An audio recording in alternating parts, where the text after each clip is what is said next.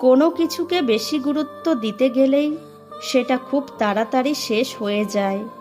বেশি কেয়ারিং হতে যাবেন, বেশি গুরুত্ব দিতে যাবেন তো নিজেই কষ্ট পাবেন। যে গাছটিকে যত্ন করবেন দেখবেন সেই গাছটি তাড়াতাড়ি মারা যায়, কিন্তু রাস্তার পাশের গাছগুলো যত্নহীন অবহেলায় কত সুন্দর বেড়ে ওঠে।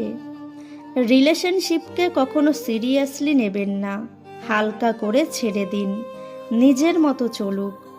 সিদ্ধান্ত নেওয়ার আগে একবার হলেও চোখ বন্ধ করে নিজের মনকে জিজ্ঞাসা করো, কারণ মুখ মিথ্যা বললেও মন কখনোই মিথ্যা কথা বলে না। জীবনে এমন এক পর্যায়ে আছি, এখানে কে থাকলো কে গেল সেটা বড় ব্যাপার না। থাকতে চাইলে ভালো, না চাইলে আরও ভালো। তোমাকে খুব মিস করি বলা মানুষটাই হঠাৎ করে মিসিং হয়ে যায়। আসলে কিছু কথা জাস্ট কথার কথাই হয়। নিজে নিজেই হাসতে শেখো, আর কিভাবে কাঁদতে হয় তা শেখানোর জন্য সমাজের প্রতি পদে পদে মানুষ প্রস্তুত হয়ে আছে। একসময় খুব চাইতাম সব কিছু যেন মনে থাকে, ভুলে না যাই। আর এখন চাই অন্তত কিছু হলেও যেন ভুলে থাকতে পারি। সময়ের সাথে নিজেকে পরিবর্তন করা বুদ্ধিমানের কাজ, না হলে সবাই শুধু আপনাকে ব্যবহার করেই যাবে। যে বা যারা আপনাকে নিয়ে ঠাট্টা বিদ্রূপ করছে তাদের উচিত জবাব দিন আপনার সফলতাকে কাজে লাগিয়ে। কেউ আপনার জীবন থেকে চলে যেতে চাইলে তাকে দরজা অবধি এগিয়ে দিয়ে আসবেন, এমনভাবে দরজাটা আটকিয়ে দিয়ে নিজেকে সফলতার কাছে নিয়ে যাবেন যেন সে আপনার সাফল্য দেখে আফসোস করে।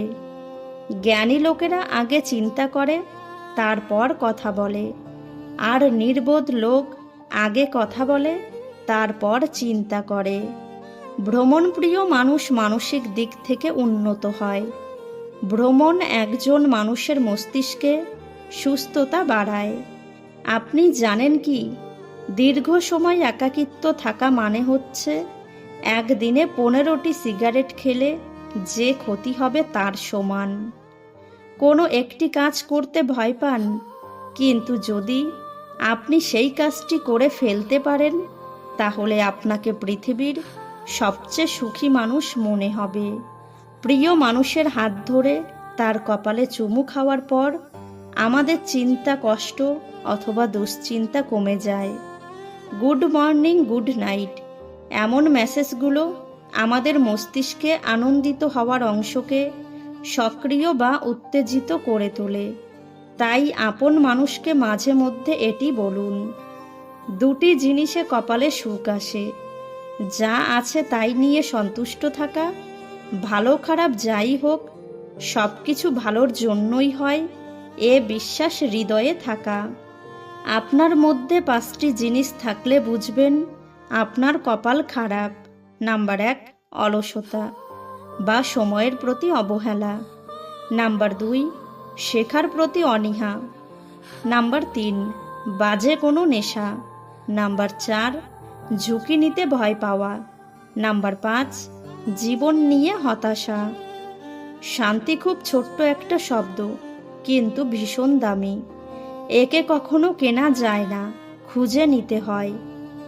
ওই নারীর জীবনে কখনোই সুখ শান্তি আসবে না যে নারী ঘরে স্বামী রেখে পরপুরুষের সাথে রং তামাশা করে। ওই পুরুষ কখনোই সফল হতে পারবে না। যে পুরুষ ঘরে স্ত্রী রেখে পরনারীতে আসক্ত থাকে